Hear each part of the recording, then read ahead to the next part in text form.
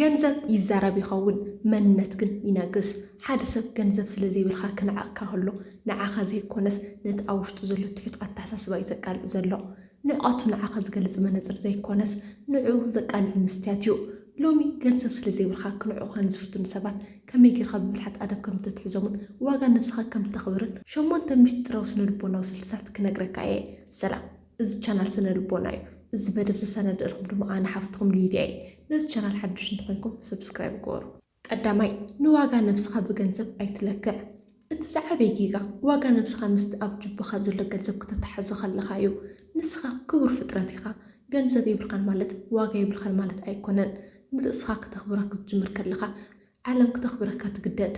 ብዙሕ ሰብ ጅብኡ ክመልእ ከሎ ርእሱ ይልዕል ጅብኡ ባዶ ከሎ ድማ ሕቆ ይጎብጥ እዚ ማለት ግን ንስኻ መንነትኻን ኣብ ተለዋዋጢ ዝኾነ ገንዘብ ሰቂልካ የለኻ ማለት እዩ እቲ ሓቀኛ በሊሕ ሰብ ግን ሓደ ዓብይ ምስጢር ይፈልጥ እዩ ገንዘብ መሳርሒ እምበር መለክዕ ሰብኣውነት ከም ዘይኾነ ሓንቲ ናይ ወርቂ ሳንቲም ሕሰቡ እዚ ሳንቲም እዚ ኣብ ዝለዓለ ቤተ መንግስቲ እንተሃልዩ ወርቂ እዩ ኣብ ማእኸል ጭቃ እንተወደቐ እውን ወርቂ እዩ ሰብ ረጊፅዎ እንተሓለፈ እውን ገና ወርቂ እዩ ስለምንታይ ምክንያቱ ዋግኡ ኣብቲ ዘለዎ ቦታ ዘይኮነስ ኣብቲ ውሽጣዊ መንነቱ ዝምስረት ስለ ዝኾነ እዩ ንስኻ እውን ከምኡ ኢኻ ድኽነት ወይ ዋሕዲ ገንዘብ ንዓኻ ጭቃ ክኸውን ይኽእል እዩ ንወርቂ መንነትካ ግን ክቕይሮ ኣይኽእልን እዩ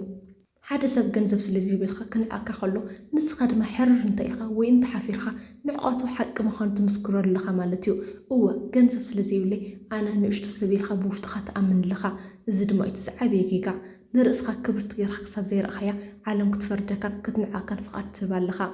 ኣብ ስነ ልቦና ዓርሰ ምትእምማን ካብ ውሽጢ ዝምንጩ ገንዘብ ይብልኻን ማለት ጎደሎ መንፈስ ወይ ጎደሎ ኣእምሮ ኣለካ ማለት ኣይኮነን ንስኻ ርእስኻ ልዒልኻ ብመንነትካ ተኣማሚንካ ክትከይድ ከለኻ እቶም ሃብታማት ሰባት እኮ እዚ ሰብ እዚ እንታይ ዓይነት ምስጢራዊ ሓይሊ ኣለዎ ኢሎም ክግረሙ ይግደዱ እቲ ዝዓበየ ሃብቲ ብዘይ ገንዘብ እውን ክቡር ኮይንካ ናይ ምርካብ ብቕዓት እዩ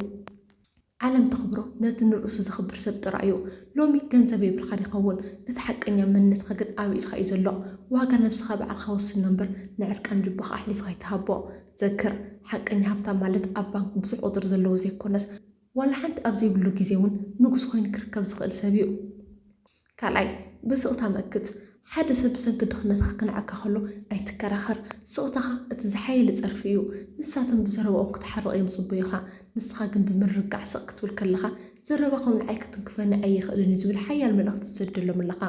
ሓደ ሰብ ብሰንኪ ገንዘብካ ክንዓካ ወይ ክስሕቐልካ ከሎ ብውሽጡ ሓደ ነገር ይፅበ ዘሎ ክትከላኸል የቕሬታ ክትሓትት ወይ ድማ ብሕርቃን ዓውዓው ክትብል እዩ ዝደሊ ንሱ ንዓኻ ስምዒታዊ ግዳይ ክገብረካ ይዝዕር ንስኻ ግን ብኣንጻሩ ብምርጋዕ ስቕ ክትብል ከለኻ ነቲ ንሱ ዝደልዩ ናይ ልዕልና ስምዒት መንጢልካ ትወስዶ ኣለኻ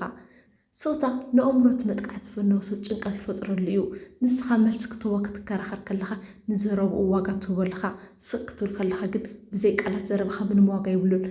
ንዓይ ድማ ክትትንክፈኒ ኣይትኽእልን ኢኻ ትብሎ ኣለኻ ስቕታኻ ንዕኡ ከም መስትያት ኮይኑ የገልግል እሞ እቲ ዝተዛረቦ ፀያፍ ዘረባ ክሳብ ክንደይ ሕማቕ ምዃኑ ባዕሉ ንርእሱ ክዕዘብ ይገብር ሳልሳይ ብፍልጠት ሃብትን ገንዘብ ክመፅእ ክኸይድ ይኽእል እዩ ፍልጠት ግን ናትካ ርስቲ እዩ መፅሓፍ ተንብብ ተምሃር ንቑሕ ኹን ሓደ ገንዘብ ዘለዎ ዓሻ ሰብ ኣብ ቅድሚ ሓደ ገንዘብ ዘይብሉ በሊሕ ሰብ ኩሉ ግዜ ይንእስ እዩ ፍልጠትካ ግርማኻ እዩ ኣስተውዕል ገንዘብ ሓላፊ እዩ ሎሚ ክህልወካ ፅባሕ ድማ ክጠፍእ ይኽእል እዩ ፍልጠት ግን ማንም ሰብ ክሰርቆ ወይ ክምጥሎ ዘይኽእል ናትካ ናይ ውልቀ ሰብ ርስትኻ እዩ ሓደ ገንዘብ ዘለዎ ዓሻ ሰብ ኣብ ቅድሚ ሓደ ገንዘብ ዘይብሉ በሊሕ ሰብ ኩሉ ግዜ ይንእስ እዩ ስለምንታይ ምክንያቱ ገንዘብ መመላኽዒ ጥራይ ክኸውን ከሎ ፍልጠት ግን ግርማ ስለ ዝኾነ እዩ ሰባት ንገንዘብካ ይጥቀሙሉ ይኾኑ ንጥበብካ ግን ይሰግዱሉ እዮም ንስኻ ክዳንካ ርካሽ ይኹን እምበር ኣፍካ ምስ ከፈትካ ግን ጥበብ ፍልጠትን ብስለት እንተተዛሪብካ እቶም ሃብታማት ሰባት እኮ ብዘይፍለጥ ኣእዛኖም ሂቦም ክሰምዑካ ይግደዱ ፍልጠት ንዓኻ ካብ ኩሉ ሰብ ንላዕሊ ረቂቕ ስልጣን ይውህበካ ገንዘብ ንደጋዊ ትርኢትካ ጥራይ ዝቕይር ፍልጠት ግን ንውሽጣዊ ባህርኻ እዩ ዝሃንፅ ሓደ ፍልጠት ዘለዎ ሰብ ድኽነት ንግዜ ዘጋጥሞ ናይ ቁጠባ ፀገም እምበር ናይ መንነት ፀገም ከም ዘይኮነ ይርዳእ እዩ እዚ ምርዳእ እዚ ድማ እዩ ንዓኻ ካብ ንዓቐት ሰባት ሓራ ዘውፅአካ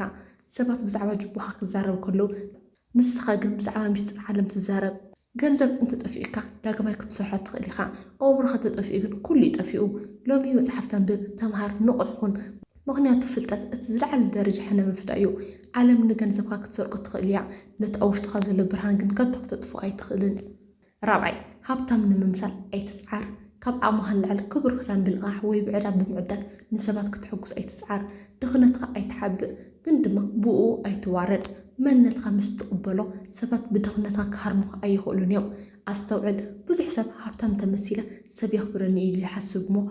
نزي متنا كبر غدا بلق حجز أبسي متنا مزناني بوتات جزء يطفى ويدما زي بقول هبتي كم زلوا جري وري تحقق السبات نعخ بني حاسس من تذكري أخاك تجبر خلخا نرسخ أبسنا البلا بيت ما صرت أخذ أتوازر لخا حق إنها قرمات مت كابت زلك هبت زي كونس كابت زلك حق النتيو حارسة بدخنتها كواردك زخل نسخة بو تحفر انتوهن كأتراي نسخة بتبعت أول حج أخل جنزبي بلي قندما بمنتي حقو سيلخا منت خمس تقبله عالم بدخنتها كتوغا كتقامل زنبرت كارا تمنطلا لخا مالتيو دخنت خمس تقبله ما نمسك كواردك أي خلنيو أبز عالم زي حق إنها سمركاب كمورك يخبر الله نسخة زلك كان زي بالخم بقلت إنها كتنبر كلخا نسبات الزاوي زي عبي عرسة متأمل من لوزبل ملك تصدر لهم لخا سبات نتبع على استأمام منن حق إنها زخون نسبهم زيادة زخبروه حق إنها تحتنا كابنا حاسوت هابتو بأشعة في بلز سبات نتزخد نخدان يجنا أول لخانو نتحق إنها من نتزخبر سبقن يفكر يوم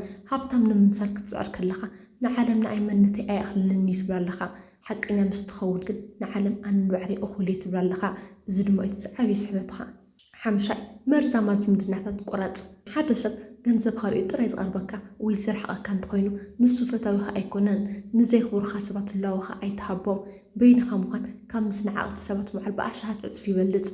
ብዙሕ ሰብ ገንዘብ ምስኣነ ዕሩቕቲ ስለ ዝረሓቕ ወይ ሓዝን እዩ እቲ ሓቀኛ ብልሕ ሰብ ግን በዚ ሕጎስ እዩ ስለምንታይ ምክንያቱ ድኽነት ነቶም ክፉኣት ዝኾኑ መዝመስ ሰባት ካብቶም ጥዕያት ዝኾኑ ሓቀኛታት ዕሩቕ ፈሊዩ ስለ ዘውፅአልካ እዩ ሓደ ሰብ ጅባ ካሪኡ ጥራይ ዝቐርበካ ወይ ዝርሕቕካ እንተኾይኑ ንሱ ንዓኻ ዘይኮነስ ንገንዘብካ እዩ ዘፍቅር ነይሩ ከም ዝበለ ሰብ ካብ ሂወትካ ክርሕቕ ከሎ እንኳዕ ተገላገልኩ በል እምበር ኣይትናደድ ህላወኻ ክብር ውህብቶ እዩ ንዘይክብርካ ንዘቃልሉኻ ወይ ብሰንኪ ድኽነትካ ንዝንዕቑኻ ሰባት ህላወኻ ብሃብ ማለት ንርእስኻ በዓኻ ትረግፅ ኣለኻ ማለት እዩ ገንዘብ ዘይምህላው ማለት ንኽብርካ ኣሕሊፍካ ምሃብ ማለት ኣይኮነን ንዘይክብርካ ሰባት ደንበርካ ስምረሎም እሞ ካብ ሂወትካ ውፃዮም መብዛሕትኡ ሰብ ብሰንኪ ድኽነት ንኸይንፀሊሉ ምስ ዘይፈትዎም ሰባት ይውዕል እዩ እዚ ግን እቲ ዝዓበየ ውርደት እዩ በይንኻ ምዃን ካብ ምስናዓቕቲ ሰባት ምዓል ብኣሽሓት ዕፅፊ ይበልፅ በይንኻ ክትውን ከለኻ ንርእስኻ ትሓንፅ ትሓስብ ሓድሽ ዓወት ድማ ትትልም ምስናዓቕቲ ሰባት ክትውዕል ከለኻ ግን ዘለካ ዓርሰ ምትእምማን ዝጠፍእ ዋጋኻ ኣይተቃልል ሓደ ሰብ ፀርፊ ወይ ንዓት ዝመልኦ ዘብራት ተዛሪቡካ ዋላ እቲ ዝበለፀ ሃፍታም ይኹን ብምርግጋዕ እዚ ኣገባብ ኣዘራርባኻ ኣይስማዕመንን ኢልካ ተፈለዮ ኣቃልቦ ኣይትለምን ሰባት ክርሕቑኻ ከለዉ ንምንታይ ኢልካ ኣይትሕተት ስቕኢልካ መንገዲ ፅረገሎም ሰላምካ ካብ ዝኾነ ሰብ ይበልፅ ውሕዳትን ሓቀኛታትን ድላእ ሓደ ሓቀኛ ዓርኪ ካብ ሚእቲ ሓሰውቲ ዕሩኽ ይበልፅ ሓቀኛ ዓርኪ ንመንነትካ እዩ ዝፈቱ እምበር ንጅባኻ ኣይኮነን ድኽነት ንመጻኢኻ ዝውስን መርገም ዘይኮነስ ንዕሩኽትኻ ዝመዝን ፈተና እዩ እቶም ኣብ ግዜ ድኽነትካ ዝኽብሩኻ ሰባት ጥራዮም ኣብ ግዜ ሃብትኻ ክህልው ዝግብኦም ንዘይኽብሩኻ ሰባት ህላወኻ ኣይተሃቦም ምክንያቱ ግዜኻን ሓይልኻን ካብ ዝኾነ ገንዘብ ላዕሊ ክቡር ስለ ዝኾነ ሻድሻይ ኣካላዊ ቋንቋኻ ኣስተኻኽል ገንዘብ ስለ ዘይብልካ ሕቑኻ ኣይተጉብጥ ንታሕቲ ድማ ኣይትጠምት መንኩብካ ንድሕሪት ጌርካ ርእስኻ ልዕልካ ዓይኒ ሰባት እናርኣኻ ትዛረብ ዓርሰ ምትእምማንካ ካብ ሃብትኻ ንላዕሊ ክብሪ ይስዕበልካ ብዙሕ ሰብ ገንዘብ ምስኣነ ብዘይፍላጥ ኣካላቱ ናይ ውርደት ቅርፂ ይሕዝ ሕቑ የጉብጥ ንታሕቲ ይጥምት ስምዒቱ ድማ ይጭበጥ እዚ ግን እቲ ዝዓበየ ጌጋ እዩ ስነልቦናዊ መፅናዕትታት ከም ዘርእይዎ ኣካላዊ ቋንቋኻ ንኣእምሮኻ ንሰባት ንትእዛዝ ናይ ምሃብ ሓይሊ ኣለዎ ሎሚ ኣብ ጅባኻ ዋላ ሓንቲ ሳቲም ኣይተሃልኻ ኣካላዊ ቋንቋኻ ግን ናይ ንጉስ ይኹን ንስኻ ቀጢልካ ደው ክትብል ከለኻ ንኣእምሮኻ ኣነ ሓያል እየ ኩሉ ነገር ድማ ኣብ ትሕቲ ቁፅፅር እዩ ዘሎ ዝብል መለክት ትሰድለኻ ሰባት ድማ ነዚ ኣብ ውሽጥኻ ዘሎ ምርጋዕ ሪኦም ብድኽነትካ ክንዕቑካ ብድፍኢት ኣይህልዎምን ዓሻ ሰብ ወይ ድኹም ሰብ ምስ ሰባት ክዘራረብ ከሎ ንታሕቲ ይጥምት እዚ ድማ ንሰባት ንዓይ ክትረግፁን ትኽእሉ ኢኹም ዝብል ናይ ውርደት ዕድመ ምሃብ ማለት እዩ ገንዘብ ኣብ ጅቡኻ ይቕመጥ ክብሪ ግን ኣብ ዓፅሚ ሕቑኻ እዩ ዘሎ ርእስኻ ልዕልካ ክትከይድ ከለኻ ዓለም ንዓኻ ከም ተሸናፊ ክትርእየካ ኣይትኽእልን እያ ሓቀኛ ግርማ ዝመፅእ ካብቲ ዝተኸደንካዮ ክቡር ክዳን ዘይኮነስ ካብቲ ነቲ ክዳን ተኸዲኑ ብትባዕቲ ዝጉም ሓያል መንነትካ እዩ ሎሚ ርእስኻ ልዕልካ ተንቀሳቐስ እሞ ዓለም ድማ መንገዲ ክትፀርገልካ እያ ሻውዓይ ኣብ ውሽጢ ፀገምካ ኮይንካ ዕረፍቲ ርኢ ፀገምካ ንኩሉ ሰብ ኣይትዕልል ኣይብለይን ተሸግር ኢና በልኻ ምምራር ንሰባት ክንዕቑኻ መንገዲ ምኽፋት ማለት እዩ ፀገምካ ሚስጥርካ ይኹን ምርቃዕካ ግን ግርማካ ይኹን ብዙሕ ሰብ ፀገም ምስ መፆ ቀዳማይ ተግባሩ ንዝረኸቦ ሰብ ተሸጊሮ እኮ እየ ገንዘብ የብለይን ሂወተይ መሪራት እናበለ ይዕልል ንሱ ዝገብሮ ዘሎ ስምዒታዊ ደጋፍ ንምርካብ ይመስሉ ይኸውን እቲ ሓቂ ግን ንዓለም ንዓይንዓቆን ዝብል ምልክት ትሰድድ ኣሎ ሓቀኛ በሊሕ ሰብ ግን ፀገሙ ኣብ ውሽጡ ዓፅዩ ንዓለም ግን ምርጉዕ ጥራይ የርያ ሰባት ንዘማርሕ ሰብ ይድንግፅሉ ይኾኑ ግን ኣየኽብርዎን እዮም ምምራር ንዓኻ ከም ግዳይ ገይሩ ዘቕርበካ ሓደ ሰብ ከም ግዳይ ምስ ረአይካ ድማ ብዘይፍለጥ ኣብ ልዕሊኻ ናይ ልዕልና ስምዒት ይሓድሮ ፀገምካ ንኩሉ ሰብ ምዝንታው ንሰባት ኣብ ልዕሊ መንነትካ ንኽፈርዱ ማዕፆ ምኽፋት ማለት እዩ መረርኻን ፀላእትኻ ምግቢ እዩ ምርቃዕኻ ግን መርዚ እዩ ንሰባት ድኽነትካ ብዝነገርካ ቁፅሪ ስልጣንካ ኣሕሊፍካ ትህቦም ኣለኻ በሊሕ ሰብ ቃልሱ ኣብ ውሽጢ እዩ ዓወቱ ግን ኣብ ኣደባባይ እዩ ሎሚ ቃንዝኻ ሕብኣዮ እሞ ምርቃዕኻ ግን ግርማኻ ይኹን ዘክር ዓለም ተኽብሮ ነቲ ፀሩ በዓል ክፀውር ዝኽእል ሓያል ሰብ እዩ ሻምናይ ብስቕታ ስራሕ እቲ ዝበለፅሐ ንምፍላይ ዓወት እዩ ሎሚ ንዝነዓቑኻ ሰባት መልሲ ኣይተሃቦም ብኣንፃሩ ኩሉ ሓይልኻ ኣብ ስራሕካ ውዕሎ ፅባሕ ምስቲ ዓወትካ ክትረአ ከለኻ ንሳቶም ባዕሎም ክሓፍሩ እዮም ሓደ ሰብ ገንዘብ ስለ ዘይብልካ ክንዓካ ከሎ እቲ ዝለዓለ ምላሽ ኣነኮ ከምዚ ክኸውን እየ ኣነኮ እሰራሕ ኣለኹ ኢልካ ብቓላት ክትእምኑ ምፍታን ዘይኮነስ ስቕ ምዕማም ወይ ምስራሕ እዩ ቃላትካ ኣይተባኽን ምክንያቱ ቃላት ምስጋናን ዓወትካ ይዳኽሞ እዩ በሊሕ ሰብ ኣብ ፀልማት ይሰርሕ ኣብ ብርሃን ድማ ይደምቕ ብዛዕባ መደባትካ ንሰባት ብዝነገርካ ቁፅሪ ነቲ ንምስራሕ ዘድልየካ ዝነበረ ተበግሶ ሰባት ክንእዱኻ ከለው ኣእምሮኻ እቲ ስራሕ ቀደም ዝተፈፀመ ይመስሎ እሞ ይዝሕል ንሰባት ዝያዳ ዝሰንብሎም ነገር እንታይ ይመስለካ እቲ ናት ዘረብካ ተምፅኦ ዓወት ዘይኮነስ እቲ ንሳቶም ንዓኸን ታሕቲ ደፊኦምካ እናሃለው ንስኻ ግን ሃንደበት ኣብ ዝለዕለ ዓወት ክትበፅሕ ከለካ እዩ እዚ ሃንደበታዊ ስንባደ እዚ ንፀላእትኻ ካብ ዝኾነ ፀርፍ ንላዕሊ ይሕፍሮምን የንቀጥቅጦምን ስቕታኻ መሳሪሕካ ይኹን ዓወትካ ድማ እቲ ንዓለም ዘንቀጥቅጥ ድምፂ ይሃልዎ ታሪክ ደቂ ሰባት ብሃብታማት ጥራይ ተፃሓፈ ዘይኮነስ ብቶም ብርቱዕ መንፈስ ዝነበሩ ጀጋኑ ተፃሒፉ